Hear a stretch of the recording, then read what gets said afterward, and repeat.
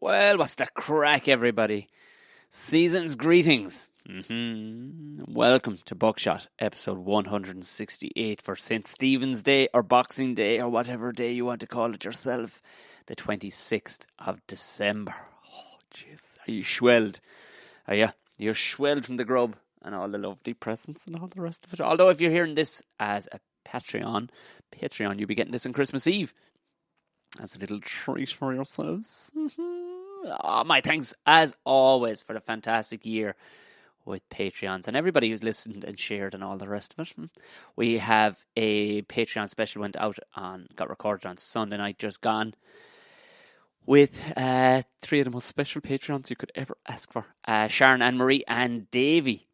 They were all, speaking of which, actually Sharon won and coincidentally, she wrote the most influential of all comments. But keep up the comments, because there'll be more prizes given, because I had such an enjoyment reading the fucking things.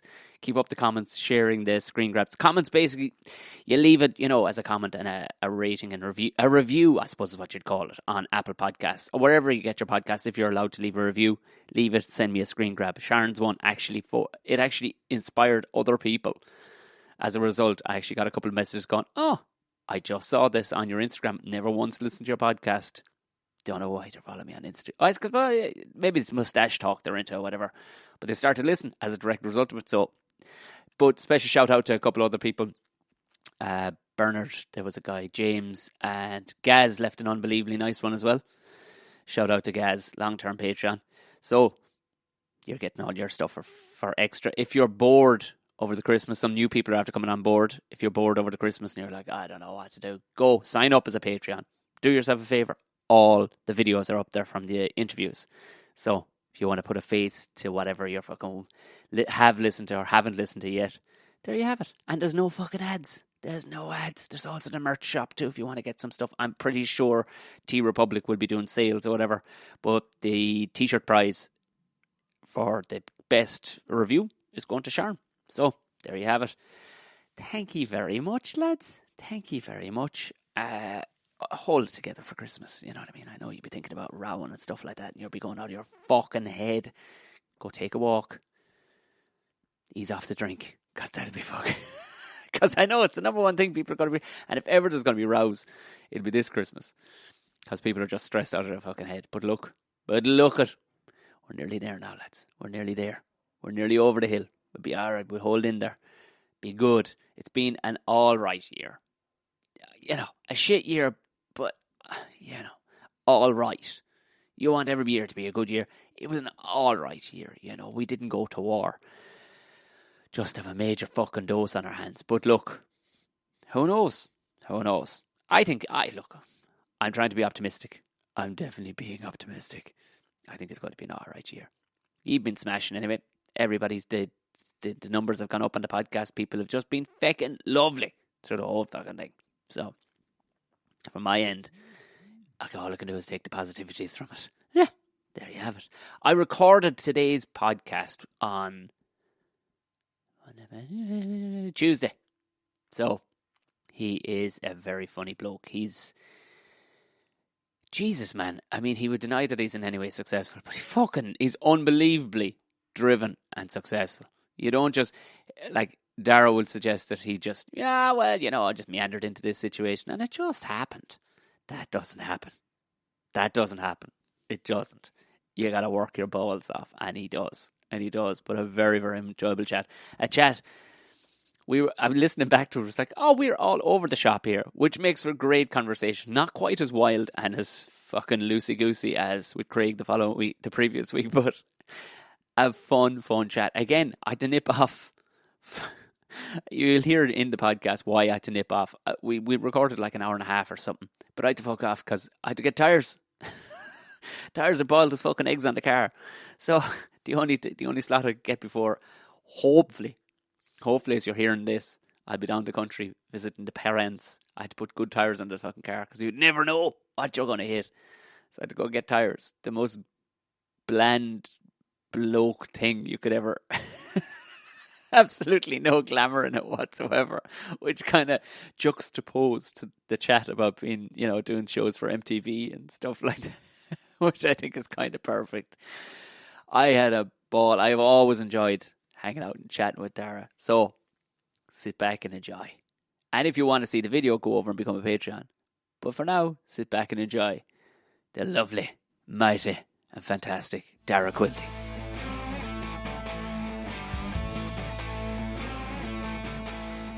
I fucking love podcasting, man.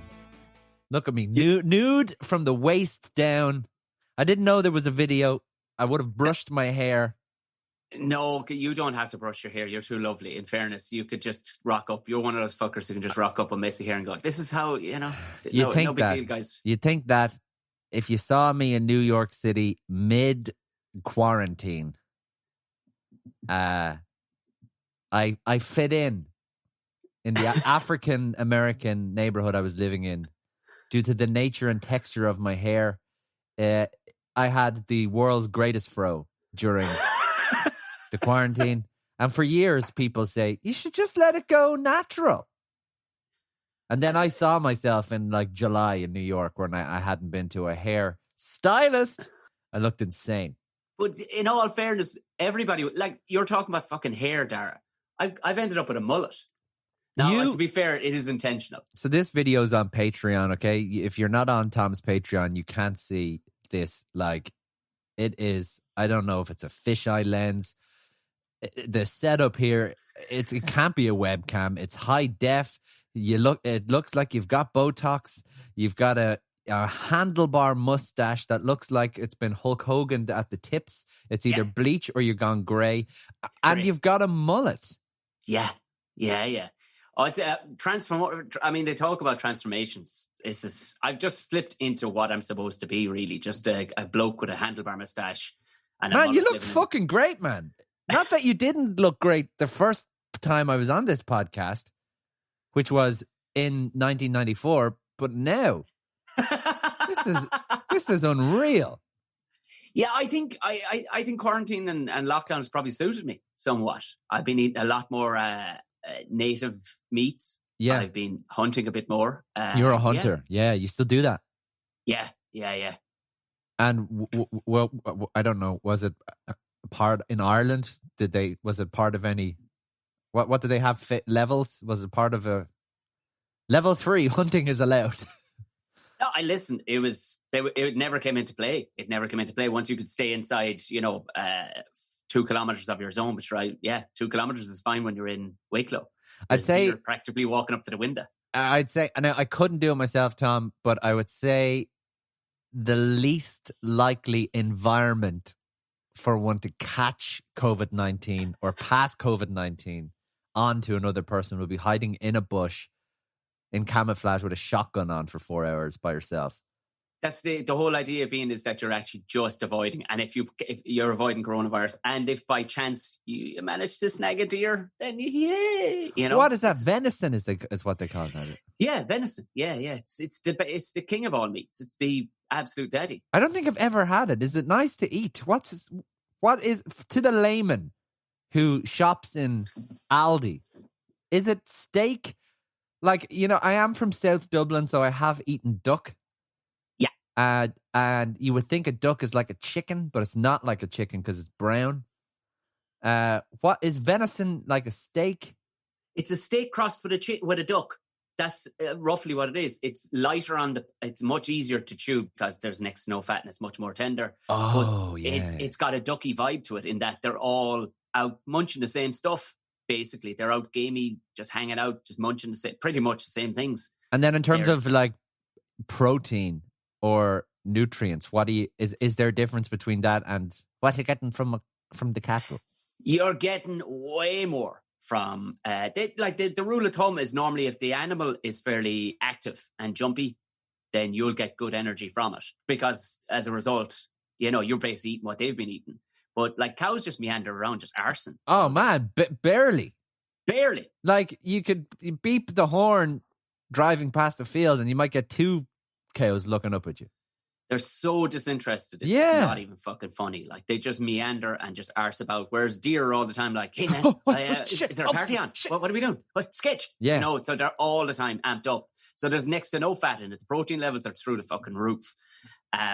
And yeah, it's just lovely. It's just lovely because I'm surprised it's not sold more to. it is. To You no, go, but like go to into Aldi. no, but Go to into Aldi. like pitched at these TikTokers who are all on steroids.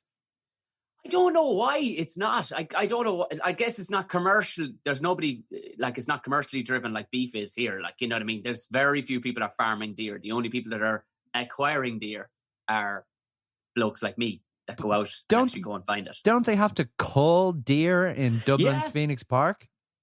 Is that sold for food then? I presume it is. Yeah. They're sold back through a handful of companies. Like there's one, the Irish Game Company. And they're the ones who produce it for the likes of Aldi, and they produce it there. It's in Aldi, and it's in most places. Like there's a load of them in South Dublin now. It's becoming very big in South Dublin with legends, bouchers. You know, this funny thing it is. I've heard this said before from people that hunt. You see, like, you know, I'm a hypocrite, you know, and I know that. I'm like an ambassador of sorts for the DSPCA, and which is the Dublin Society for the Prevention of Cruelty to Animals. Absolutely. But I do eat meat. Now, it's like humans, like hunting and eating is human nature, you know? This is how the world works. And, you know, so they say that if you eat meat, you should be able to go and hunt yourself, kill the animal, because you will have a lot more respect for the food. True. It's what they say you're supposed to be able to do. But if you ask me to, I don't know if the word is execute a cow for the steak. Murder, whatever. I couldn't do it, man. It would haunt me. I'd be thinking about it for 15 years with the anxiety. Oh, I promise you would. I've been there at the killing point of cattle in factories, and I've seen them done halal with a sword. Oh, no, seen them done. I don't want to. Yeah, and honestly, it will haunt you. But like, honestly, I would be a big advocate of the DSPCA, because you're taking out a very happy animal in the less than a tenth of a second. Halal is like where do you have to let? Yeah, no, I don't like that. Yeah, no, it's rough. It's rough, but an awful lot of our meats here are sold to the Middle East, and they come with their sacred sword, and they. Yeah.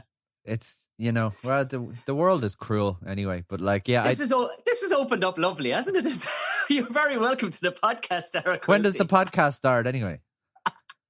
Fuck, oh, that's good. That's good stuff. That's all going in. Are you joking me? Yeah, no, I couldn't do it, man. I couldn't. Most people couldn't. And the first couple of times I did it too, it was a total shock to the system. 1 minute you're seeing this bouncy, lovely thing walking around, and the next thing you've just, you know, blown a hole through its chest. I know, and deers have been in Disney. There's no Disney cow, like. Yeah, I guess not, but they're still adorable. Have you seen the eyelashes on a cow? Oh, yeah. Don't look directly at a cow; they will mesmerize you. You might end up just shifting the face off a cow before you know it. Like. And there are all these weird artists. Like, firstly, let me just go on the record here. I don't get art. Okay, when I say art, I mean like the painting thing. Yeah, because technically we are supposed to be artists. You know, technically, a podcast, comedy, music. You know, I guess it's all part of performing arts. But I'm talking about literally art. I don't like the word or the phrase as an artist, and this is a thing that I'm very uncomfortable. And I did 2 years ago, probably, Hot Press magazine. Remember magazines from the 80s? Remember those? Oh yeah, like posters and shit, like Ryan Giggs and stuff like that. Yeah, Hot Press are a great supporter of Irish artists and independent music, and it's kind of been like the nucleus of Irish music for years and years. And I presume the magazine is actually struggling, because who the fuck buys magazines now, you know? And I remember doing this thing, like the Christmas Round Table, it was called. And it was, they get a bunch of people who are doing stuff. And Stuart Clark is there. And he kind of moderates this conversation. And Stuart Clark is one of the most interesting, nicest, interested in you. Like, he's a great journalist, a great music writer, and a lover of music. So he sort of moderates this discussion, and there is all sorts of people there, Jerry Fish was there. He was amazing. I had never actually sat and talked with Jerry Fish before. And then there were a couple of other folks there, some younger ones. And it's funny, the lower you go down in age, the more arrogance there was. And somebody at the table was talking about songwriting. And you see, the thing about songwriting, Tom, and I know that you're a big songwriter. Yes. There is an artist and there is a songwriter, and they're two very different things. Elvis Presley was an artist, but Elvis Presley never wrote any of his own music. Yeah. Right? Elton John, he never wrote any of his lyrics. So that's okay, because he has his partner, not his husband, but he has his writing partner who writes Elton's lyrics, because he's a musician. He writes the songs, melody. So, he'd have da da da da da da da da da da da da da da. Then your man writes, whatever. So songwriting is complicated, and I know people who write songs for bands, and then the people in the bands try to pretend they wrote the song themselves, but they're very different crafts. Songwriting and producing is very different to being an artist. Some of the great songwriters couldn't be artists because you need to have the pizzazz. There's no secret ingredient to it, really. It's kind of, I guess the formula is, I think luck and timing are the biggest factors in it. But somebody at this table who definitely doesn't write songs was saying, as an artist, I found it difficult when I hand my work over, because a producer makes the music, which is fine, by the way. It's fine that a producer makes the music, because it's very precious to me. And this person kept saying, as an artist. That's making my skin crawl every time you fucking say that. I left that and I had to call my drummer, Ronan Nolan, who's like the funniest fucker ever. And he gets it. And I was like, I need to just go through what's happened to me for the last 20 minutes. And he was just, just this. I think it's like moving to New York. I think it's an Irish thing. Is it? I just being confident in yourself to say, I make podcasts, I'm a comedian, I'm an artist. Well, I would have never considered that, because I thought we were a bit like, sure, I'm grand. But then maybe that's just... No, I'm saying it's an Irish thing to detest it. Oh, sorry. Yeah. Because no, you are. And but there's in the back of your mind, I think there's always one of your mates should always be in the back in here, drilled into this about 45 degrees back to the back of your head, going, shut up, you fucking idiot.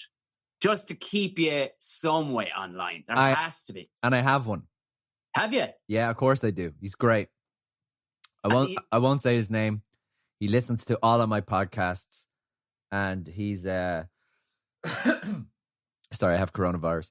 He's cool. I did a podcast episode with a guy called Hugh Cooney, who I love. Yeah. Hugh. He was where's he from? Waterford? No, I think he's a Dublin guy, but he was like he was putting videos on the YouTubes like 14 years ago. Yes, yeah. He had, and there were weird kind of sketches and stuff like that. Like he did cool guy one where he was cycling or something. Yeah, I remember it. So I'm like, he's a bit older than me, but I remember being in like school and watching Hugh Cooney online and like being a massive fan of Jackass, the Tom Green show, and that world of quirkiness. To see an Irish guy being like, quirky. So I had Hugh on my podcast because he's launching this whole new thing called Folklore, which is very interesting. And I have the guy, and this is the voice note that my friend sent to me, who listens to every podcast, and he sends me this. Hey man, just listen to that Hugh Cooney podcast. It's probably one of the most bizarre things I've ever listened to. Very good, but I've absolutely no idea what's going on. Perfect. Perfect. Can you? Oh, there wasn't one compliment in that whole note. Not one. No. I listened to it, and that's enough. The fact that your mate listened to it is enough to say, well done. I appreciate you. I trust that you are a good broadcaster, but at no point did he go, class. No, he's great. Job. No, he does compliment me, but then like when I put something up, like he's on me like as if he's my producer. I put up something on Instagram with a squeaky voice. I don't know, one of these new fucking filters. And I put up some shit, probably. And he wrote back immediately, "You've fucking lost it, mate." And I wrote back saying, "Or I found it." And he wrote back saying, "I can confirm this is shite content." Straight away. That's the same guy. But I love that. To keep you grounded. I fucking love it, man. All my friends, all of them, none of my, as I call them, home friends, work in this business. Yeah, most of my friends still work in construction and stuff like that. So they're going, what? Yeah. What? They're the best. And yeah. It's also, I actually talk to this guy about what he'd like to hear on the show or what he doesn't like to hear on the show, because he's the kind of person that's going to fucking listen to the show. Yeah. So he's incredibly valuable. Yeah. And when something is good, he'll say, "Oh man, that was fucking..." He's listening to this, no doubt, right now. Yeah. Well, the thing is that there's always going to be people in, like, you lose that mistake, especially doing comedy, is that for the first couple of years and talk to loads of comedians, they make the mistake of thinking that it's for them. You're on stage, it's me, I'm class. And unfortunately, every so often there'll be a few slip through the cracks who, by hook or by crook or by some weird timing, they end up making it and making a profession out of it, and have never been pulled up on that point that, hold on, it's not at all about you. It's about the fuckers buying the tickets. Oh, yeah. You know? Yeah, there is an element, though, of that, I think, in a sense, that if you are authentic, now that I'm in my late 40s, I've come to learn, as I've gotten older, how important authenticity is.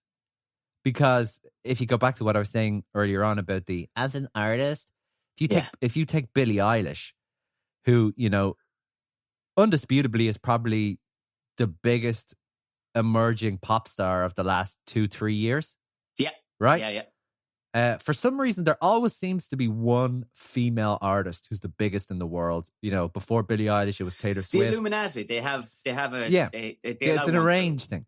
Yeah. But if I took Billie Eilish and I played you that first song, the one that's like, boo-doo, boo-doo, doo-doo, boo-doo, boo-doo, this is ha, ha, ha, ha, pecan. And then I showed you the picture of her with the 1990s luminous green baggy pants, boots, half of the hair dyed green, half dyed black. And I said, "What do you think of this one?" You would say, because you'd look at Taylor Swift and you'd be like, "This girl's not going to make it at all here." Yeah. But because she is unique and authentic, she fucking powerhouses to the top. And that's impossible to do. Even, like, she comes from a family of the show business and her brother writes the songs and all this. But you can't force organic connection with an audience. It's fucking impossible. And I know of bands and artists who have all the connections in the world and they get handed the big gigs. And, oh, you can open for so-and-so here. Or you can do this. Or here's $100,000, go and record this album. And sure, the shit will sound good. The Instagram will look good. But you can't force an organic connection. And the same thing applies to comedy, I suppose. I mean, yes, it is and it isn't to a certain degree, because you're talking from a point of view of somebody who appreciates an organic connection. You have to remember there are people who like frozen things out of Iceland for Sunday dinner. There are people who like Michael McIntyre. There are people who they don't know they like it, but they go, well, Channel 4 has told me this is amazing, so I'm going to sit here on this and eat my TV microwave dinner, and fucking lovely. I love this shit, and I will pay 80 or 90 quid to see one of these beige artists the next time. They don't want to make that connection that you're talking about, because they're going, why the fuck would I engage that much? But they are. This is the thing. This is the algorithm. This is the algorithm. They like Michael McIntyre. Now, I don't like Michael McIntyre as a comedian. I saw one funny joke he did about Brits on holidays. I thought that was good, but he's not for me. But just because I like Mark Normand and Joe List from The Cellar doesn't mean that it's not okay for, my friend Mark to enjoy Michael McIntyre. Because Michael McIntyre is like mass appeal. He's the family-friendly comedian. So, like, I think sometimes when you're in it and you're so judgmental and always looking around, you forget that there's room for that also, because if you like Michael McIntyre, you're not going to like Bill Burr. It's not happening. Yeah. Oh, absolutely. Yeah. Well, that's like my point is that just picking McIntyre is that some people don't want that. You know, as you talk about organic feel, they just give me the goo. I just need the goo just to cover my brain for a Saturday evening. You know, they don't want to have to dig deep into a situation. But you're right, like Billie Eilish, Jesus Christ, I mean, who would have seen that? But now they're all saying, "Oh, who's the next Billie Eilish?" I'm like, no, this isn't the fucking question, man. But the X Factor has done that. You know what I mean? They're going, who is the next? Who is the next X is incorrect. Like, it's like, there's X, now we need to add a Y to get to Z. You know, and even as a kid, man, I was emulating bands or doing radio or TV, emulating people that I looked up to until, like, again, I told you, I was like, oh, actually, fuck it. I'm just going to be myself over here. Yeah. And brilliant. At once I started doing that, it started working. Do you know what? I'd love to see you going Partridge someday. Just going, just take it. You should, that would be an amazing, like, Sunday morning, fucking Dara reads the newspapers. Do you remember those newspapers that used to be out back in the 70s?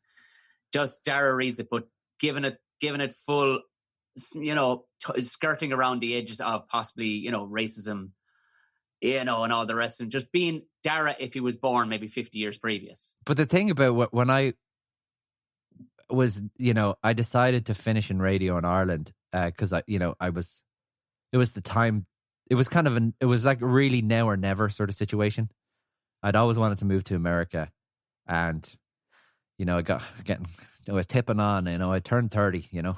Jesus. Oh, you're fucking ancient. Yeah, you're ancient. Really. How would you have ever gotten those years back? But I remember that move happened. I was kind of going, should I fucking play? Because you left when you're hot, like, you know what I mean? But that's the right time to leave too, like, you know, when you're still swinging for the fences, because if you left and you were... It wasn't even calculated in that way. Like, I really enjoyed that show, and that show did really fucking well. And I worked really hard on that fucking show also at the same time.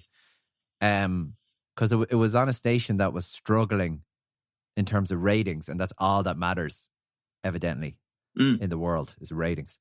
And on that show, though, because I had made it, I was able to do those stupid things that you either got or you didn't. So I would play like an obnoxious dance song and come off the back of the song. 98 FM, Dara Quilty, Big Roy at home, text us, and like music going up, and they're always 7, 98, 98, 98. Shout out to Tommy, L100. Hope you got a few bullets, Tommy. And I do the whole link like that and then go into another song. Now, to the people who listen to the show, they know that's me taking the piss. But there's some guy who's just randomly flicking around, who's come across the radio station and doesn't know, because nobody knows people on the radio. Let's be fucking honest here. Yeah. And here's some lad on 98 FM going, 0877 98, 98, 98, good afternoon, and thinks it's a real thing happening. Like, you sound like, you know, some from the garden shed. This is Pills FM. Yeah, that was the pirate piss take. I love the pirate. I love the pirate radio DJ idea. So I kind of got away with doing that kind of stuff, because the station were like, yeah, you do whatever you want. Just so you're flying it. You're absolutely flying it. And the next thing you go, P45, please. I'm away. Like, yeah. Well, I know. Honestly, I had a very good. That's in my WhatsApp. Please put your phone on silent in a broadcast.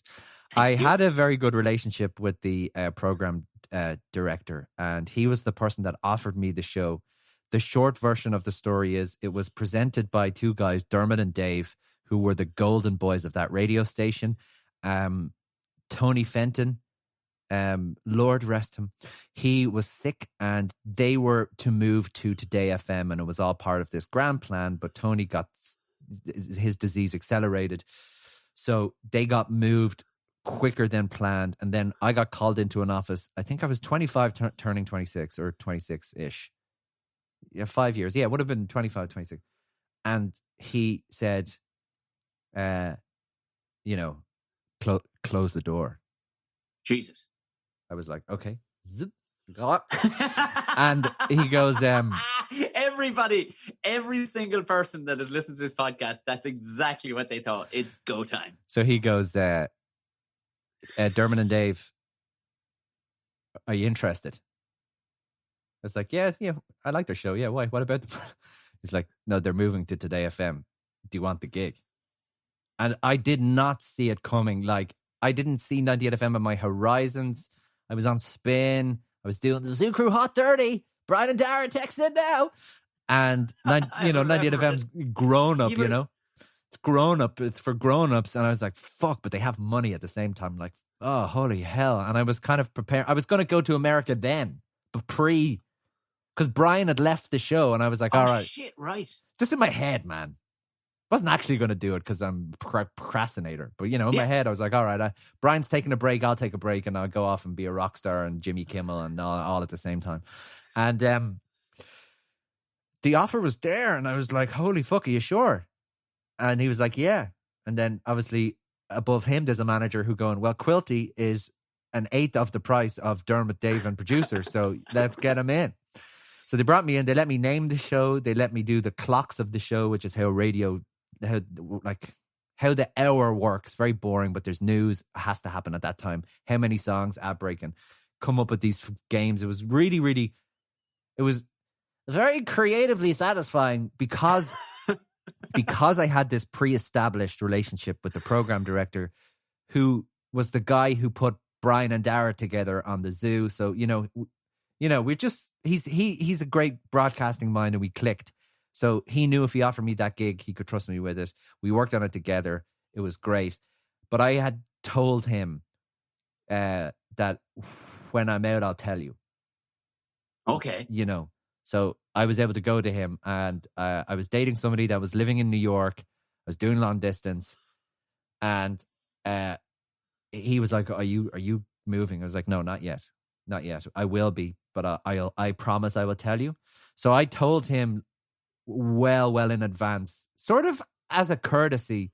Yeah. Because I was with the company for so fucking long. So it wasn't like, hell yeah, I'm gone. 4 weeks notice, which was on the contract or whatever. So I kind of gave them enough time, to make their decisions and their plans. And also, you have to put together a portfolio to move to the United States. Jesus Christ. Have you ever done it? To get the visa. Oh, shit, right. Yeah. Oh, man. I have so it. What do you put yourself down? Like, did you have to give your last 5 years in radio? Wait, I have it here. Pictures of because I'm back. Sorry, I'm in Ireland. By the way, I'm back. I'm not in New York. I'm back for the Crimbus. Christ. So there it is. I actually have the thing. This took me. It's a physical portfolio, like you're a model or something. Oh yeah. So I full circle, baby. I'm on the artist visa. Okay, right. For anybody wondering here, it looks initially like something you would see. Look how thick that is. That is the thesis. That is what I had to present. On the front cover as well? Yeah, man. It's my fucking... That is amazing. I swear to God, if you're not a Patreon right now, go over just for this moment. Go over, pay your $3 and get it, become a Patreon just to see. This is Dara's portfolio 101 pages long. And it's like every single thing I ever did, like that kind of shit had to be in it. Oh my fucking God. Actual physical pictures. You can Google the criteria for the... Sorry, I put this away. Firstly, I don't come from I love my family and we're great, but like my parents aren't the parents who are like, oh, he's in the newspaper, let's put it in the box of memories. Yeah. So I had to. It took about a year, I think, to put this fucking book together, because that's what you have to present to the government, and then they decide in like 10 seconds whether or not. Hold on. So what's the process? Do you go up to the King of America, basically? So, and he's sitting at his throne. And you bow down before him and you place that folder at his feet. And you give Donald a call straight away. No, anyone doing it, I would recommend going through a lawyer. And if somebody's listening and wants to do it, I have a guy for you. So you can reach out to me directly if you want. I went through a lawyer, and it's a whole process. It's a two-step process. Firstly, there's many different visas that exist. I mean, we all know what the J1 is. Yeah. So the J1 is the visa where you can go on your 90 days for the summer. San Diego, 4 months, 4-month visa, San Diego, sleep all day, drink all night, blah, blah, blah. And then they have now the J1 extended program, which is for if you graduate with a degree, you can get a J1, which allows you to live and work in the United States for 12 months. But you're limited in where you can work. You know, you can't work for Google on a J1. So then if you work for Google, because they're a multinational company, you can say, hi, boss. Well, Dara, I want to be transferred to the San Francisco office. And then Google then put everything into place for you. And then you'll get an L1 visa. And you'll be permitted to be in the United States for 5 years. But you can work for Google and only Google. Then below an L1 visa, I think there's a thing called a H1B, which is a similar kind of thing. Where a company, Amazon, Facebook, Twitter, Dropbox, Google, OnlyFans, YouPorn, whatever you're doing. The good stuff. And they can transfer you. So a lot of people do that. And a lot of my friends do that. And that's great. But I don't work for a multinational. Because I'm a moron. You work for you. So I had to... this lawyer I had is so good, so helpful. And essentially, it's the two-step... You put... Firstly, he decides whether or not you meet the criteria. Okay. So if he says no, you're not going to do it. So the number one criteria on the thing is awards. And they have, e.g., Grammys and Oscars. And I was like, what about PPI and IMRO Radio Awards? So they were the fucking big seller. Were they? Yeah, man. Like, Jesus, right. That was like in my head when I was entering the IMROs. I was like, I have to win this for the visa. I have to fucking... I think if you Google O1 criteria, I think it's accolades within your field. I think is number one. And that's like literally on page 2 there. It's like a list of those. Then there's other shit like you must be a member of blah, blah, blah society and your thing, you know. Like if you're in a band. Is there a secret society of radio hosts? No, if you're in a band, you'll be a member of IMRO. They also sponsored the Radio Awards, but IMRO is the Irish Music Rights Organization. And then there's PPI, which is Phonographic Performance Ireland. So they're not unions, but you're a member of a thing, and then you have a certificate with a thing on it, and you go, you meet them on a Tuesday and you drink Kool-Aid or whatever. So there's all these things, and then you must be published and magazines, newspapers, all this shit. So they have their list. So I have to go like Googling myself for 6 months, tracing back as far as I could go. Wow. What a weird moment. So weird, man. It's nice to have it now because it's like, this is your life kind of thing. And then it goes to USCIS, United States Citizen Immigration Services. So they decide whether or not you are entitled to an interview.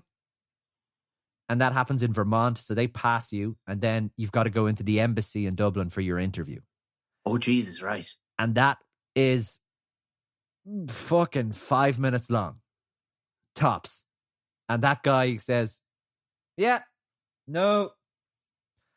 So I just imagine them actually testing you out as a radio DJ in there. Like, I was put on the headphones there, Dara, into the fake microphone and give us 5 your best. I was shitting it. I have my portfolio. There's way too much stuff in the portfolio.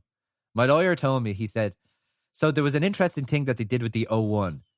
They vetoed social media in the last 2 or 3 years. Because apparently, this is my lawyer told me, like Instagrammers and influencers were going and getting these O1 visas. Oh shit, right, yeah. But they're not for, like, let's say you're Tom the actor and you're savage. If you want to go to Hollywood, you might not have 500,000 Instagram followers. But you can go and buy them. Yeah. So yeah. I thought like, oh shit, I better get verified on fucking Instagram and Facebook and have it all like pristine, you know what I mean? Everything I did for the last 2 years was visa. And I remember saying to him, I was like, oh, hey, they blue ticked the Instagram or whatever. And he was like, oh, yeah, it doesn't matter. They dismissed all social media. I was like, what? Why? Me sending my fucking passport into fucking Facebook. And he said, because influencers were coming on fake deals.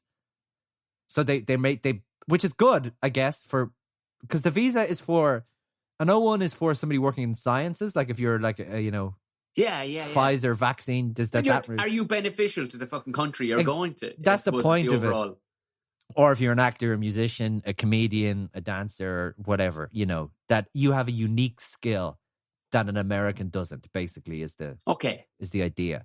So the lawyer said to me, he's like, it's funny. He was like, I have so many clients that want O1s who absolutely don't deserve them, that are twice as cocky as you. He's like, you're going to sail this. And I was like, man, is there enough stuff? Oh, Jesus Christ. What happens if he says no? Like, fuck. I went in for the interview in the embassy. Guy who interviewed me was about 27, He did. Wearing his dad's shirt, pair of glasses, black curly hair. And he was like, hey. I was like, slid the book. He was like, oh, what do you do? I was like, a musician broadcasting. He was like, oh, well, like, what have you been doing lately? I was like, I've been hosting a drive time show on 98 FM. He's like, pretty cool. It's like, would you like to see my portfolio? He's like, yes. And I'm like sliding it under. It's like a tax office in the embassy, sliding under the thing. He literally opens it up, looks at the page with I can show it to you probably. Actually, fuck it, doesn't matter. There's where I list all the awards. Yeah. And there's like a picture of me with them. He looked at that page, looked at me and went, wow, that sure is you. And literally goes, flicked through the whole book. And that was it. And that was fucking 8 months of my life for that flick. And then I got the fucking visa.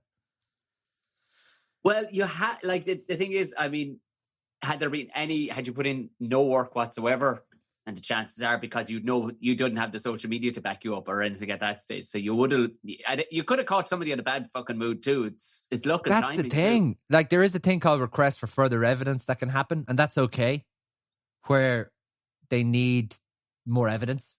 Yeah. Which is fine, So, I guess I was lucky, and I did it. And the good thing about having the visa is you can continuously renew them without, you don't have to go. I don't have to do that whole thing again. But you get over there, and like, Crafty is just straight out, like, the amount of lads that seem to be arsing about when they go to New York for the first while. Like, you seem to be straight into work.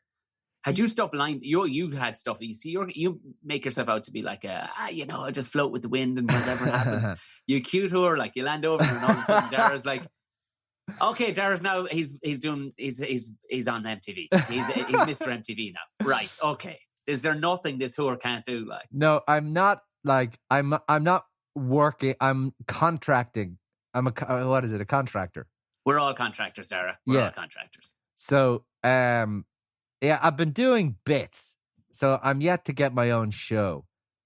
And what I was most amazed by was it's not as different as Ireland. Right. People are willing to help. Okay. And they're also willing to help without this weird looking over the shoulder thing. Like, I love the fact that I can be on your podcast, and then in 2021 I can say, oh, Tom, come on my podcast, promote your podcast. That doesn't exist in radio or TV.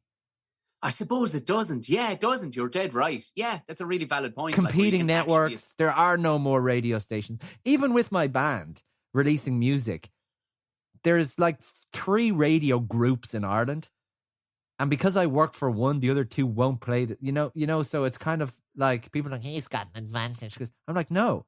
FM 104 would never play an Apella song because I work for 98 FM. Wow. Jesus Christ. Is that like just as cutthroat as that? So you've got to cut working I for guess 98 so. FM? And it's not like, maybe the song was just too shit for FM 104. I have no issue with FM 104. I have no issue with any radio station in Ireland whatsoever. And anyone in radio that has an ego is my favorite thing in the world.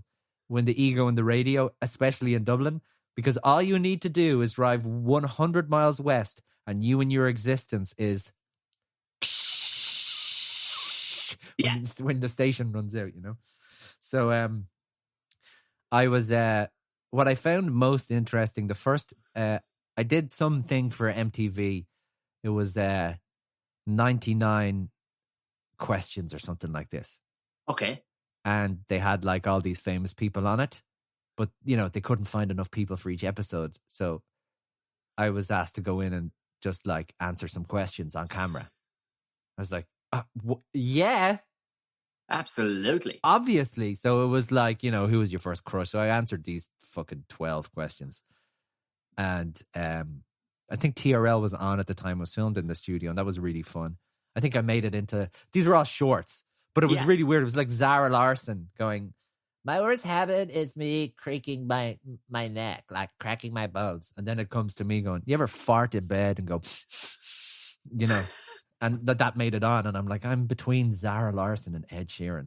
But like there were also other miscellaneous people in it, but whatever. So that was really cool. And then the first show was a show called MTV's May the Best Twin Win. And they made the show without intention for host. Okay. So it was a dating show that they made.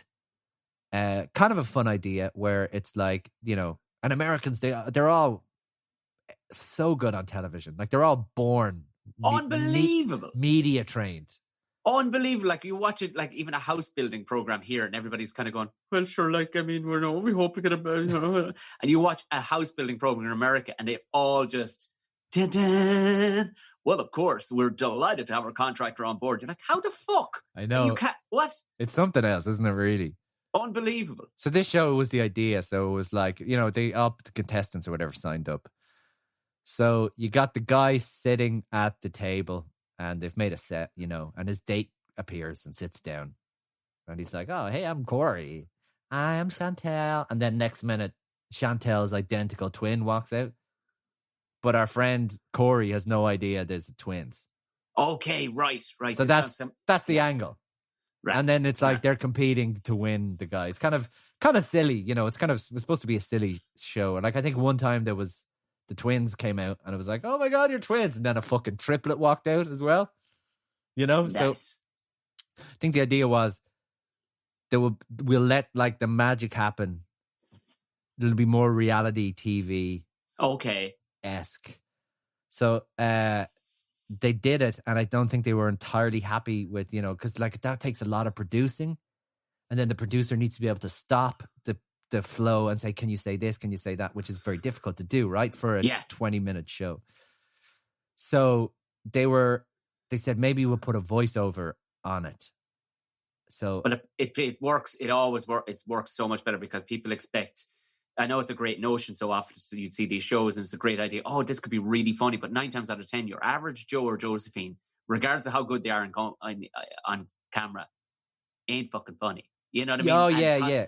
Tying it together was perfect for a moment for you to swoop in and go, by the way, hey. This schlick. So they sent me episode 1 and I just sort of, again, like this is why it's like Ireland. I was like, they were like, just here's the people. Just put something on top of this and we'll see. Yeah. And I'm like, Is this what it's like here? I like, oh, really? Okay. So there was no scripting ahead. It was just like, Dara, could you sort this out, please? Can you just, as a thing, just say some funny shit here? And I was like, cool. So I did it. And then, of course, I have an Irish accent. So they're like, oh my God, this is like Love Island. Wow. Not realizing that Love Island is in the UK is hosted by a guy who lives in the UK. Yes. What's his name? Ian Sterling. Yeah. Tremendous voiceover. Really, really funny. And then everyone tries to copy him, And this is another thing. Be yourself, you son of a bitch. But because of the accent, they were like, oh, this is cool. So they were like, yeah, great, let's do it. I'm like, fucking sweet, let's do it. Beautiful. So then there was more scripting from their end. Because usually with a VO, the show's made for VO, so you have dips in production. Yes. And you'll get a beep, and you'll say, and then Tom murdered the deer. Yeah. So there was none of that. So I kind of got to put in like little silly fucking jokes. Again, I'm not a comedian. And I'm not a comic writer. I don't think I'm a comedian. I can be a silly goose on a podcast or radio. That's I'm not doing stand-up. I don't want to do stand-up. I fucking love stand-up as an observer. And I'm down for having a silly time with comedians. or hosting something and being a comedic relief. So that's what this was. And then I think that was 4 or 5 episodes of that show. And then it was put up online. So I was reading the comments and like nobody commented on the accent. Really? Yeah. Really? Nobody. And I didn't. But that's a good thing, like. But I didn't change how I didn't change my accent. The only thing would have been like colloquialisms. Yeah. Like, Tuesday or MTV's Sidewalk. May the Best Twin Win premieres instead of premiere. Yeah, yeah. Friday on YouTube instead of YouTube. So there are certain things I call it in my mind. I'm like, all right, here you are. You're a young Craig Ferguson. You're going to Craig Ferguson this. Yeah. Oh, yeah. Like where Craig Ferguson grew up, you would not understand him even in an English-speaking fucking country. And, you wouldn't. Yeah. Like where he grew up, not a fucking hope. You got to explain who Craig Ferguson is because people may not Craig know. Ferguson is he has his own talk show, but he's got that very nice soft. I'm from Scotland, which that accent doesn't actually exist in Scotland. That accent was created for people to understand Scottish, but nobody. That accent doesn't. As somebody who I've lived there for periods of my life, I can tell you here now that accent doesn't actually exist. It's Scottish people are impossible to understand. It's so difficult. I think Scotland and Northern Ireland for English speaking, it's like I always thought Irish people spoke fast, or you go to Boston or New York, and they're like, it is what it is. It is what it is. I walk in, he's over here. It is what it is. I was like, Scotland, man, woo. Yeah, no, it's and the thing is they like. I think they purposely bastardize words and they write phonetically even. It's amazing. They actually write phonetically exactly how they sound. They write. You could actually read somebody's tweets from Scotland and sound Scottish. Oh, they have a lot of like, I guess they're also their own, here's me using the word twice, but their own colloquialisms, like their own, like. Oh, yeah. Words they don't for shit. Give a shit. It's get on board and as well as that, I think it's kind of a throwback to kind of Celtic because they do have their own version of Scottish too that is spoken in certain parts, like, but they don't give a bollocks. And same with the real culty Nordy lads as well. Like we were up at a wedding, like I gigged there a lot, so I've kind of gotten used to it and a bit of an ear for it. But when you meet lads who are like just down out of a fucking tractor, who are up the north somewhere, like, and best of luck. But also the best crack. Oh yeah. That's the thing. That's the thing. And I'm sure Scotland is great crack as well. That's the thing. Like New York City and London or Los Angeles or wherever you want to live, you show business wanker. Who was I talking to about this recently? I can't remember. But the crack is so fucking specifically and uniquely Irish. And I'm wondering, is that because we are Irish? Oh, it was Jarlath Regan who I was talking to because he's been in London. Yeah, years now. And he was like, because in New York, I mean, the comedians over there, I love the New York comedy circuit. And I've been lucky enough to have pretty heavy players on my own show, like Mark Normand and Joe List. Like, I've got to sit and do a podcast with those guys. And your friend, Tom Green. Yeah. And if like I can do that, anybody can do that. Is my point. But I notice I will throw a line, I will throw something that is sarcastic or too quick. Yeah, and it's taken literally. But I won't correct it. I'll let them go because they'll run with it another way. Yeah, and you don't want to make an asshole of them. But if there's a little bit of you just dies for a moment inside, you're like, fuck. You missed it. Yeah, you don't. And it's just, there is just, even hanging out with American guys, man, they're like similar interest musicians or comics or whatever. Really great people, really, really nice. But there's just that element of how far can I put, even on this podcast. Yeah. I can't make fun of the Jews. Just, because we get in trouble.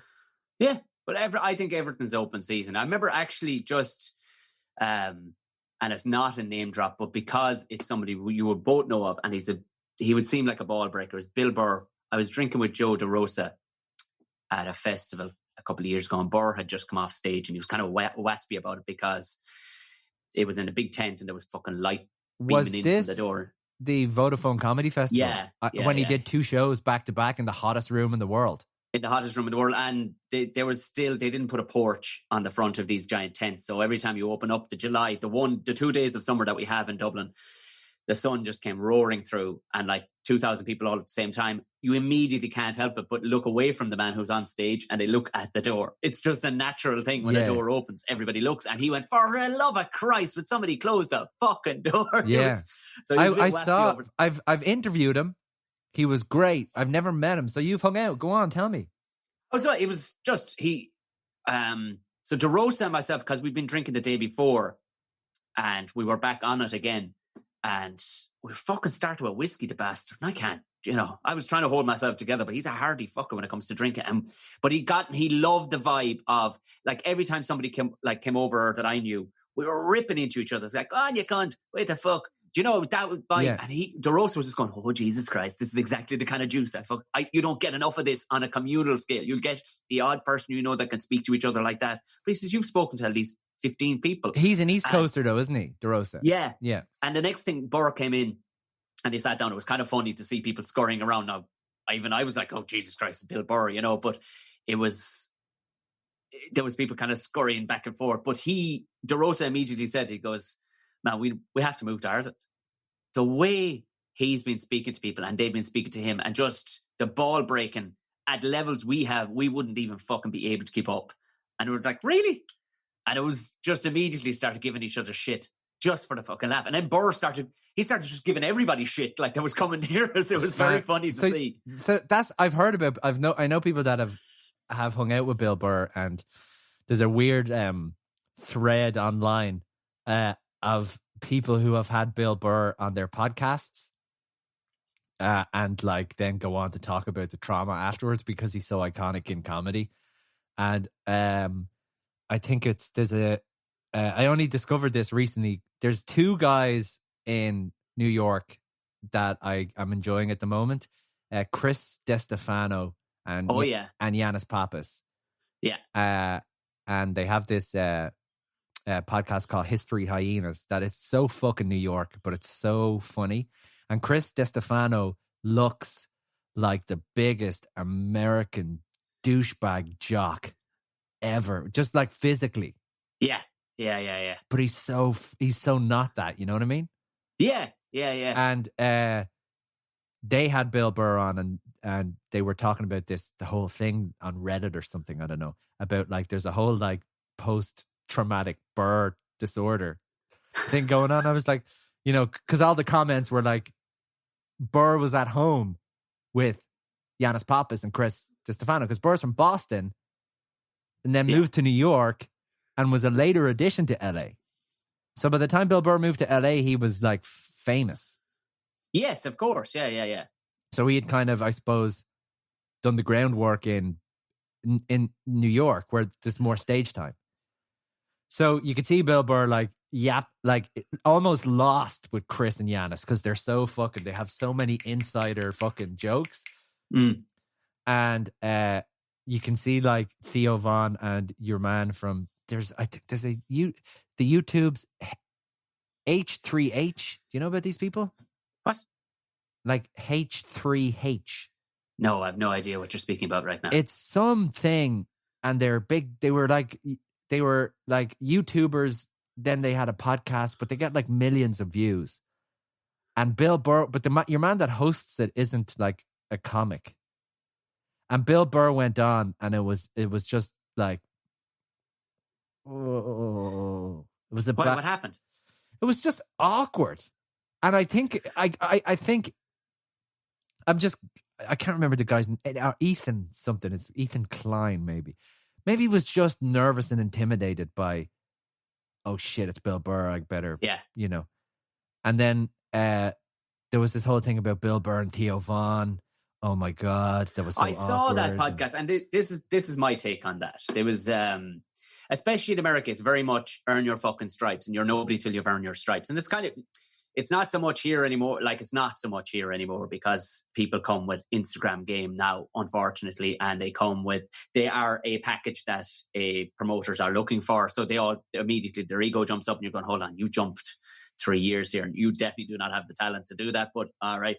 But it is very much that in old school America stand up that Vaughan has done fucking nothing.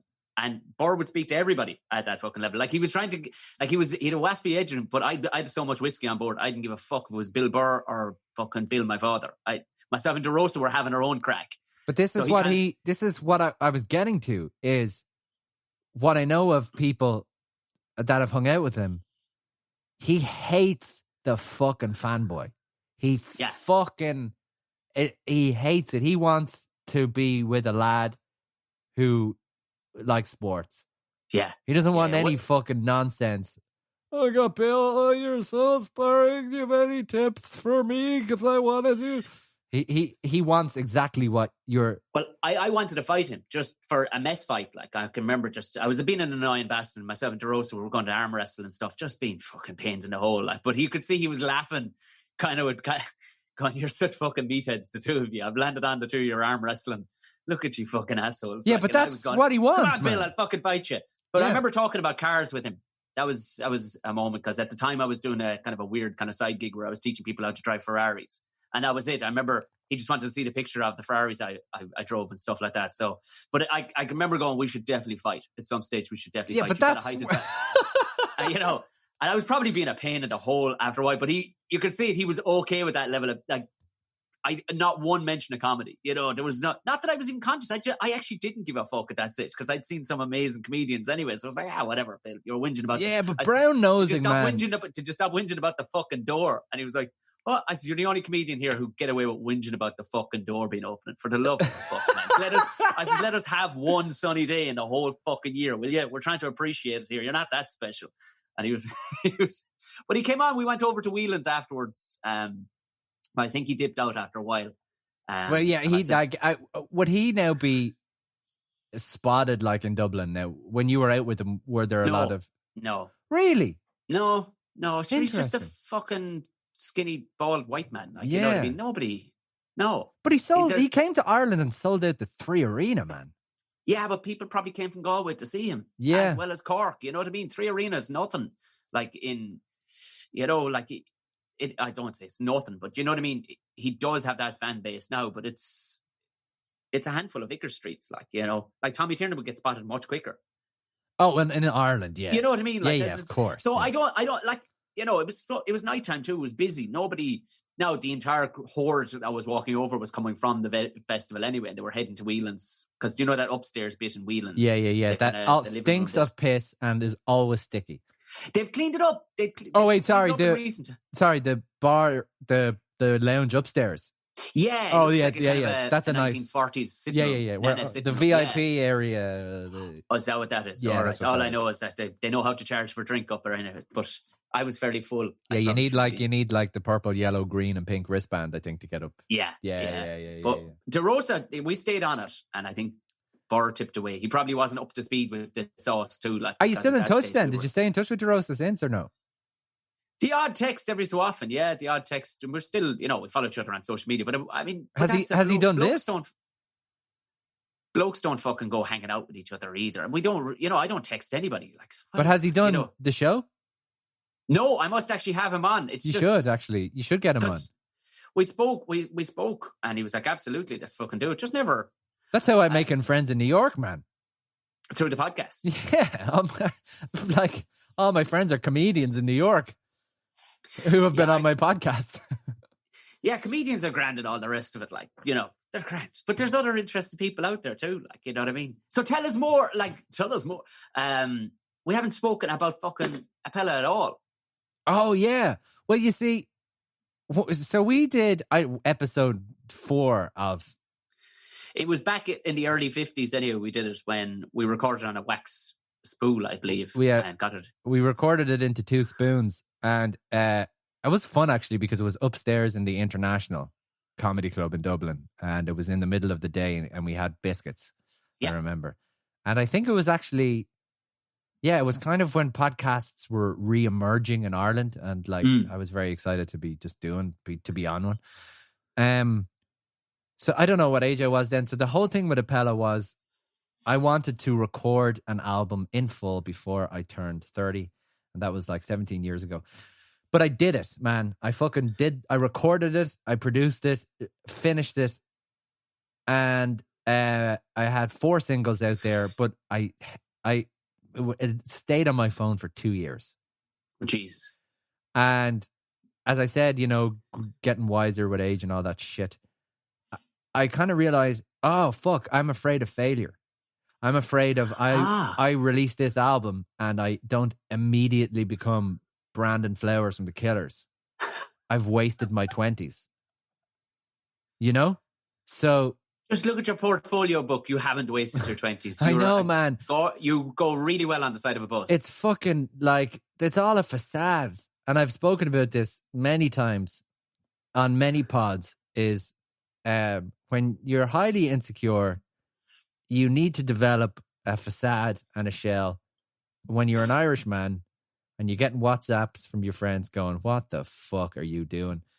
You know, you need to have a brashness about you. And in a way, I like that. Equally, I like mental health and the normalization of mental health. And I've done this on my podcast, and this is a slight side. This is a slight aside for a moment. Like the podcast that I have, and I coined this phrase, and I fucking love the phrase. My girlfriend doesn't like it, but I fucking love it. Because starting my podcast, I was like, what is it? Another straight white man doing a podcast? Just what the world needs. So it was going to be sort of a comedy podcast at the beginning, but as it evolves, I noticed, wow, people are just really opening up here and talking. Right, yeah. Like, and people have, there's been 3 or 4 episodes where people have shared so much that I would get a text. Like, I got a text from Dougie from McFly after the episode. Stop. Because he was talking about rehab, and he was like, hey man, like the next day, I just been thinking about that rehab stuff. You know, he was worried that it would go into the British press. Okay. Which I completely understand. And I was like,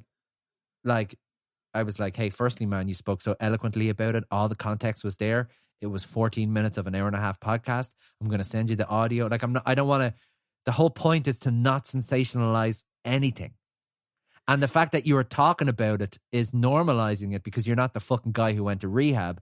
I had Justine Stafford on, who's an Irish female comic who tried to take her life 2 times before she got diagnosed with borderline personality disorder. And it was only when she got diagnosed when she realized that she wasn't alone in the world. And she shared that whole story. Now, obviously, navigating that space from doing radio, I know that I'm not a mental health professional. Yes. So I'm not giving this, like, I ensure that this is a story. This is a version of events. This does not solve your problem. Your only way to solve your problem is by picking up that phone, which is the bravest thing you'll ever do, and calling a therapist or going to get help. And then when the first guy you go and see, you don't get on with him, you have to go to a second. It's challenging. That's bravery. But she told her story in graphic detail, very openly. But she's not known as the girl, there's your one who tried to commit, or I don't think you can say commit suicide, take her own life, whatever. Fuck you, PC bastards. You know, and then I've had fucking comics on, you know, talking about like their vaginas and fucking, you know, lesbianism. That I think, I don't know. So the podcast kind of, it was like there was all this serious shit going on, and I loved the Steve Garrigan coming on telling me about his panic attacks, and then moving on to talking about other stuff that he's not defined by the thing, because a little part of my brain worries about these problem professionals that, you know, you got the thing, then you make your thing, then it's your brand, then you have a podcast, then you have Zoom classes, and then you have a book and a fucking audio tape, and then a fucking VHS tape, and then a DVD, and you're making all this money off it or whatever, and then that becomes you. What about the person who doesn't want to become? What about the person who has depression that doesn't know they have depression? and is worried that if they get diagnosed, it's all they're going to become. Yeah. Well, that's the whole reason why I didn't make a team of this podcast. It's just fucking Tom O'Mahony, because so what fucking team could I go with? And I know for people who don't fully know me, like in the comedy world and stuff like that, they're going, but you're just a fella that goes out and fucking smashes animals in the face with a fucking hammer. I'm like, actually, motherfucker, it's a lot more ethical. And to be honest, maybe 4 or 5 times in a year I get to do it. That's at most, but because fuck it, it's everywhere. And I've talked openly on my podcast too. Like I went straight into a fucking mountain, like at the last fucking crash. You know what I mean? How I ended up in fucking comedy and all the rest of it. And if anybody ever wants, but I always stayed at the top because there's a couple of fucking podcasters out there that never make the clarification at the top that they sure as shit are not a fucking professional. And I always say, if you need me to talk to, if you're, immediately, that's the starting point. Write me an email. But I can tell you here now, you need to seek a professional. Of course. Because you need to seek a professional to fix your fucking car. Of course you do. But my point is that with the people who have opened up and shared some fucking heavy shit on the show, like it's I don't know. It's like I want it to be as like, not to say it's not serious because it is, but I wanted to normalize it the way you were talking about fucking shooting cattle or whatever it is. Yeah. It's just, life is complicated, right? And that's it. Life is complicated. And the older you get, the more complicated it becomes. And you got to adjust and adapt. And it's, you don't have to be defined by certain things. So that's what with any sort of discussion of mental health on my show, that's my objective is to, and I've gotten emails from people who've been like, oh, I never knew that about that person. I felt the same way. Thanks for sharing the story. And that's like, all the people haven't become the thing that they're talking about. Of course they haven't. Like Justine is one of the funniest people I know. Like her ability to turn out, as I titled her when she was on my show, the Queen of Meme. Like she just turns out some of the best, strongest, strong comedy. Like and online, some like. crack. I don't know her. Only know her from the pod. Like we can't meet because COVID-19. Mm-hmm. Anyway, so the phrase that I'm trying to get to here is the podcast, and you'll love this because I love alliteration. Dara Quilty is different, blah, blah, blah, New York, blah, blah, blah. With room for silly and sincere to exist in serendipity. Oh my goodness. Because that's what it is, man. We can have a fucking silly goose time or a serious goose time. Either way, you're going to be entertained, informed, or engaged. And that's what it's all fucking about. And there's no, you're so brave. You are so brave. It's just, oh, what happened? Holy shit. Tell us more. Really? Oh my God. You had an eating disorder? What? What's that like? I don't know about eating disorders. So Joanne McNally, tell us what happened. That's very graphic. That's really, it's a really dangerous thing to have. Tell us how dangerous it is. And getting diagnosed and getting help was your solution? Great. The person listening might go, oh, fuck. Okay, so there's an answer. There's a fucking solution, man, for every problem. Oh, yeah, there is. But I think what I'm picking up on what you're saying is that, similarly, I mean, mine would I suppose this probably comes out of some, because I've spoken to people who aren't comedians and stuff like that, or don't even aren't comedically driven. But the exact same thing, conversational, like, because again, you don't want to be defined as that kind of a podcast. It's just, well, let's go through so I like to ask everybody, what are their top 3, whereas you let the reins off. And I find people let the reins off. What I find an awful lot, I get off people afterwards when I get messages from people going, Jesus Christ, I just didn't know that person would cut loose like that. One person or another to go, because they were in whatever head or whatever role they were in before that. You had them boxed off as being that. And that's what people do. It's easier to box people off. But then all of a sudden they're on my show and they may be from a sports background, but then they're talking about, like you said, mental health. And then they're going straight into, but what I would have loved to be? A fucking singer. I can't really sing, but Exactly. And I think that's true normalizing personally. What I'm saying is we're martyrs. I'm so glad you said it. And we're going to start in a country music band after this. I don't know if you know that, but myself and Dara are country music aficionados, and that's where we're going, because that's line what big dancing money is. That was what Hugh Cooney told me. It's gonna come back after COVID. Oh, it never went away. Line it just dancing went underground. Line dancing, social distancing, line dancing.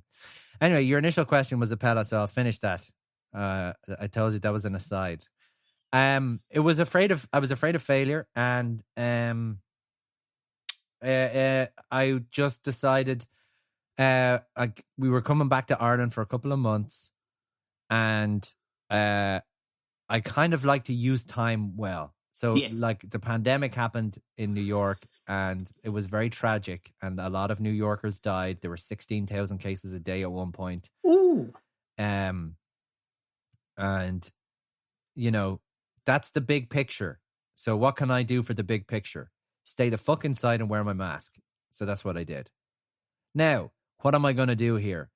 Watch news and Twitter and panic and think myself into a hole, or be grateful for the world being on pause, that we all secretly have fantasized about driving home from a show or work or whatever you're doing. If I could just have 24 hours where I could just be in fucking bed. That's all I need. 20. And then God our Father, fucking 7 months we got or whatever. I don't know how fucking long we're into the pandemic. 6 years, who knows?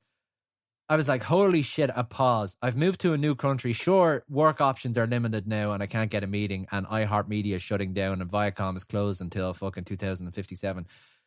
But New York is quiet. I have a picture of me standing at like 42nd and Broadway in the middle of Times Square on my own. Just in the middle of the road. In the middle of the daylight. There's nobody in Manhattan, man. It's a fucking ghost town. Unreal. Amazing. Jesus. Amazing to see. Then Black Lives Matter happens. And then there's big protests. So I'm like, this is a huge movement. I have no idea what it's like to be black. My friend Terry Thomas is a comedian at the Cellar. He came on the podcast. I was very unsure about doing it. And I was like, hey man, like, fucking hell, you're going to be my first black guest and you're talking about Black Lives Matters. This is a bit... Terry's cool. He came on the podcast. He sort of explained what it's like to be a black man in America. And I don't know. And I thought it was funny looking at Irish Twitter going, Black Lives Matter. And I'm like, Ireland is a different country. Things are very different. Things are very different there. Just because it's on Twitter and celebrities are doing it doesn't mean you have to do it too. But support the movement. So I just shut the fuck up, and I talked to Terry and I asked him questions, and he told me very interesting things, like things his dad told him. Like, get this. When he was a teenager, his dad told him this. This is the protocol. When you're getting pulled over by the police, you're going to see the lights flashing. Keep driving. Never pull over in a dark road. Pull over in light. Call somebody on your cell phone. Put your cell phone on the seat. Leave it on speakerphone. Pull in a well-lit area. Roll all four windows down. All four windows down. You don't want the officer saying that they can't see inside the vehicle. Keep your license and your insurance in your visor. So your hands are on your steering wheel, and when you're reaching for your license, you're reaching up. You're not reaching to a place where the officer. And this had to be like instilled in his brain from a kid, so he wouldn't get shot by a police officer. Now, the NYPD are fucking amazing. They're fucking unreal. I've had to call 911 a couple of times because of shit I've seen, and they're there within 90 seconds, man. The response rate is incredible. There are great police officers, and for the most part, they mean well. Is it a few bad apples? We're not getting into the racist debate over here because we're two white men. However, hearing this from fucking Terry, I think about getting pulled over by a guard in Ireland and being like, what's the crack? Nah, just heading home. Yeah, no, just heading home from work. Or if you get a ticket, you go, my mate's a guard. Well, you take that off the system there. Like, it's just fucking, we don't understand, man. I guess either side of that coin too is a guard in Ireland has absolutely no fear that we have a weapon down the side. No, they don't. No. And we have no fear that he has a weapon or sidearm. No, you know it's different. We don't understand it, man. And that's what I accepted. And I went into the, I was going to say parades. Protests. I love if you thought it was a parade. You brought your baton, and just got brought my snare drum. Dara, it's not like that. And man, I never had been to a protest in my life because, like, I remember being on the radio and people always protesting. I'm like, fuck, who has the energy? Who has the energy at the time? So I went in with my camera and I took some amazing photos and videos, but like, I swear to God, this sounds really lame.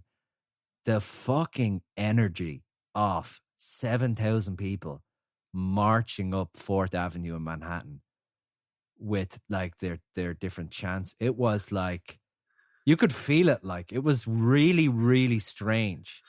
And Right. like, I didn't expect to be like, it was kind of emotional.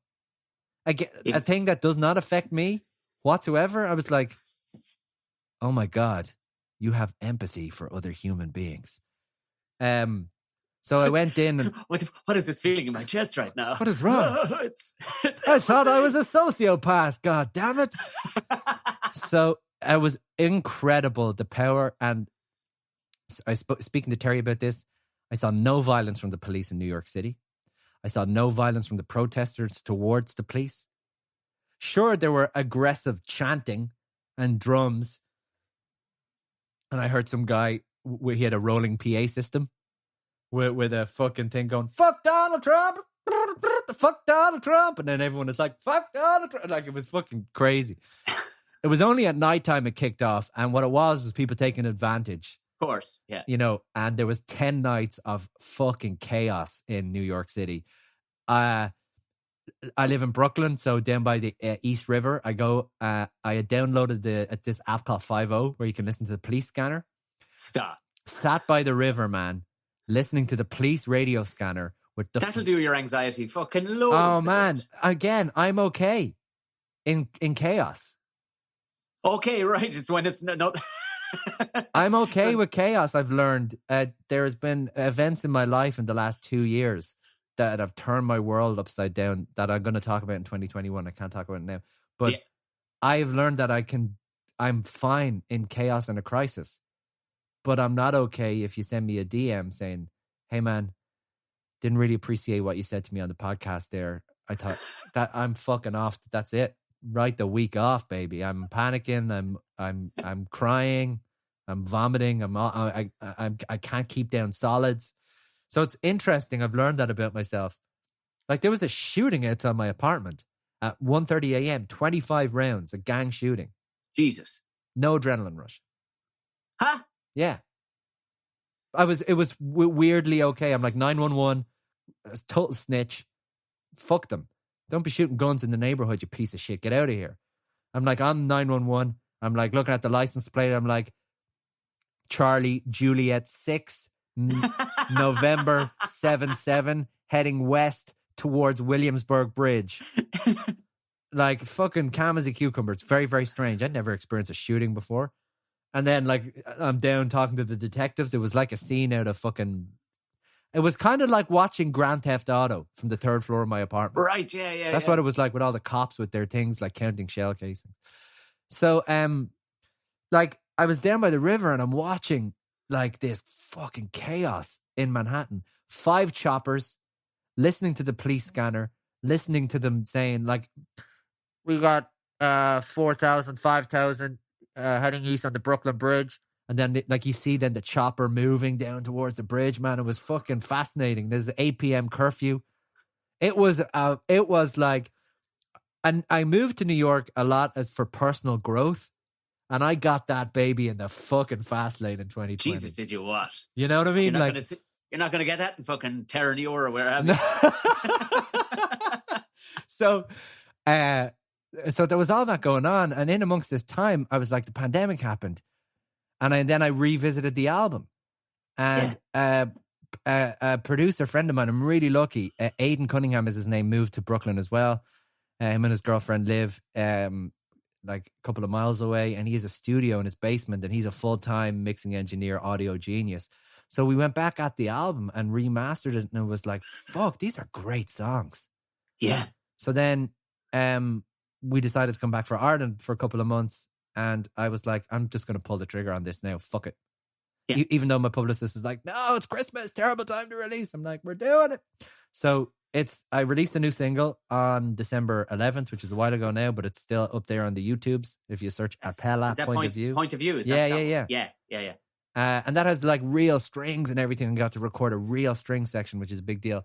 And then the album is 1963, which comes out on January 29th. When is this podcast episode coming out is my question to you.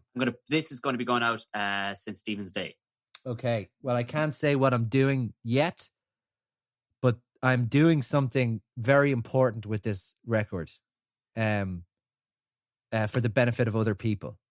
Because all I want out of the album, it was actually Mark Normand, the comedian, who kind of said this. There's two people, Mark Normand and a guy called John Bro, who's in Roisin and John Bro. Thanks, brother. He directed the Coronas live at the Olympia. He's so fucking talented. He was in a band called Miracle Bell, and he never released the Miracle Bell album, and he regretted it. And then Mark Normand was talking about the catalog, and he was like, Mark Normand is a comedian from New York who's been putting up all these videos of himself bombing and stinking at these New York park comedy shows, which I've been to, man. They're fucking awkward.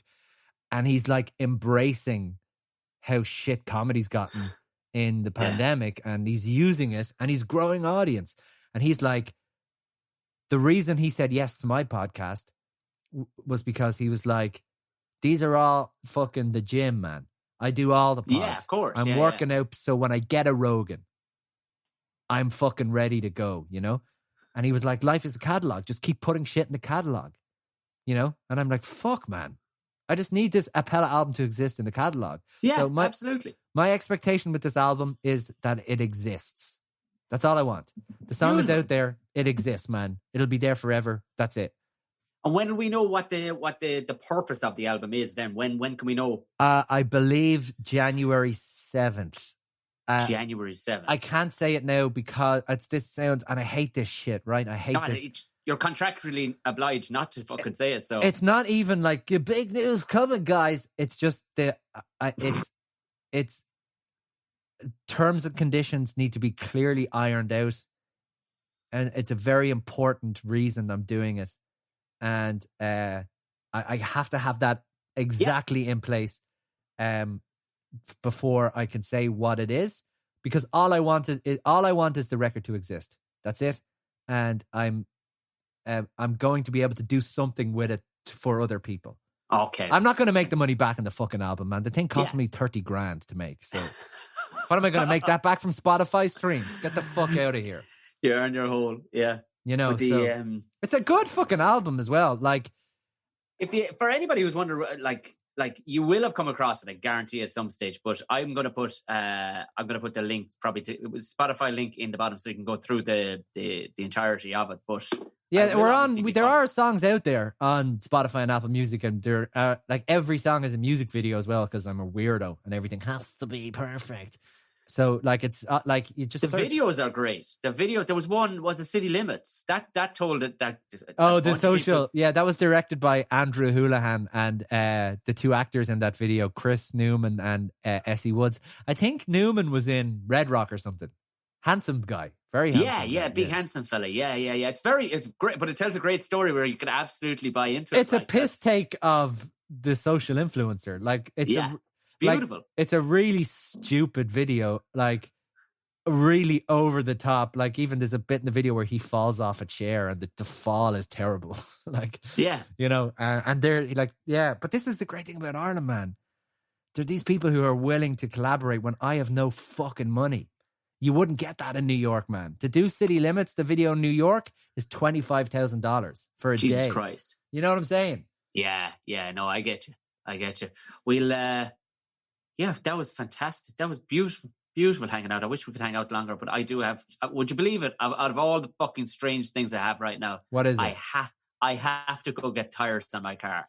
And this is the only time pre-fucking the new year. And if all 4 tires are bald as shit, and in the next hour is the only time this guy can put tires on. I'm fucking bulling because this is very enjoyable. NCT or like, is it an NCT or you got to get the tires?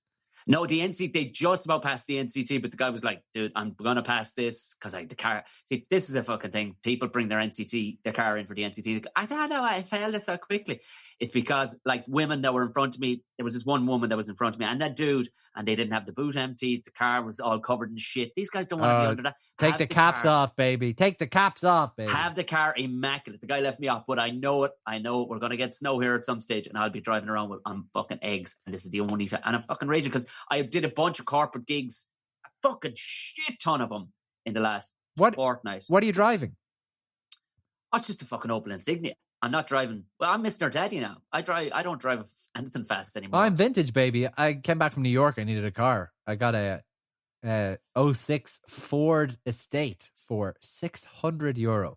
That's what you need. And this is the great thing about Ireland is you have a guy for a thing.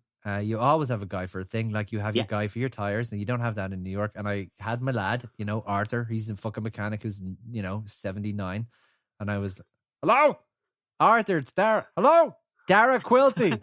How are you? I was like, do you have anything on the yard? Hello, Arthur. Anyway, he's great. And he was like, I have a Ford there, 600 lids. I was like, grand, I'll take it when I get back. And just the fact that you can do that in Ireland, and the thing is fantastic. Of course it is, and it'll be worth 600 lids in 5 years' time as well. Well, yeah, I want to sell it when I move back to New York. So, if anyone is interested in a '06 Ford Estate owned by Dara Quilty, the link is below the podcast. Oh, beautiful. Tom, thanks for having me on, man. I really appreciate it. It's been a joy. I'm actually gonna play out this with. I feel so radio-y now, being able to say that I'm gonna play this out.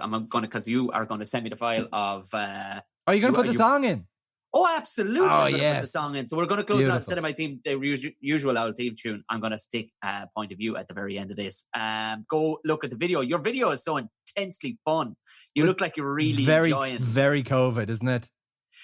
Very COVID. Yeah, man. It was literally me, Andrew Houlihan again directing, Peter Cooney DOP, and Stephanie Williams on makeup. Just four of us in a room, all socially distanced, and it's just literally me in a white room. Now, this is the thing. As an artist, I feel like it's reflective of the year and how lonely we've all been. And as a human being, it was all I could pull out of the fucking bag before the signal came out. So, that's fucking... But it's really beautifully shot. Because the guys that were shooting it knew, like, it was shot in some black magic and they were talking about lenses.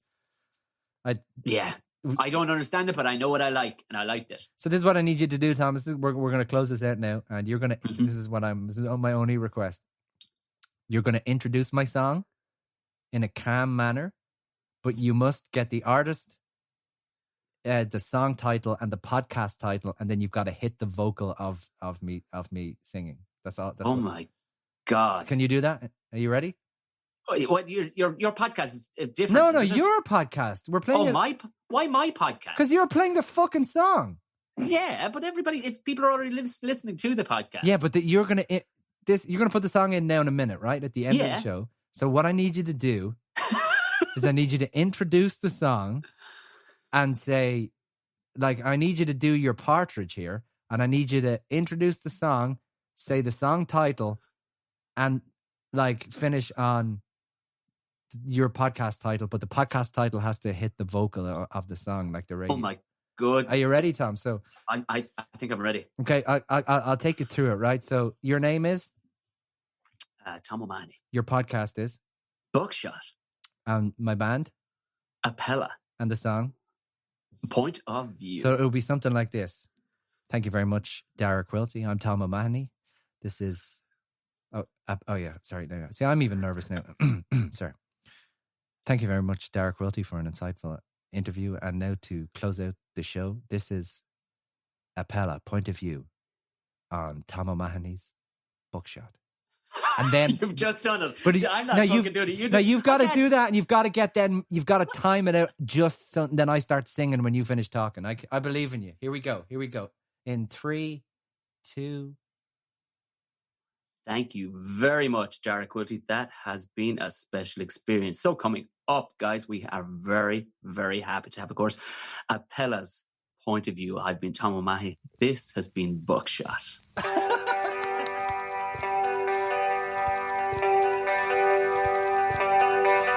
From the moment that I met you, I was idolizing someone new. Maybe that's you. From the moment that I met you, I fantasized about the future too, maybe with you. And as the night went on and on, you wouldn't miss a thing. Yeah, my heart beat on and on as you lean in, and you said, well, what happens is another point of view.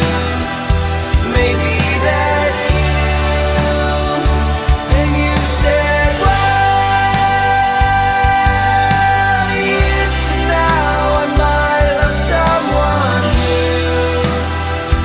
Maybe isn't you. From the moment the story started, I knew that it had a bitter end. And then you said, from the moment that I met you, I don't think that I have been myself. I've been someone else. And as the night went on and on, you wouldn't miss a thing. Yeah, my heart beat on and on as you leaned in, and you said, well, what happens is another point of view. Maybe that's you. And you said, well, yes, now I might love someone new. Maybe isn't you.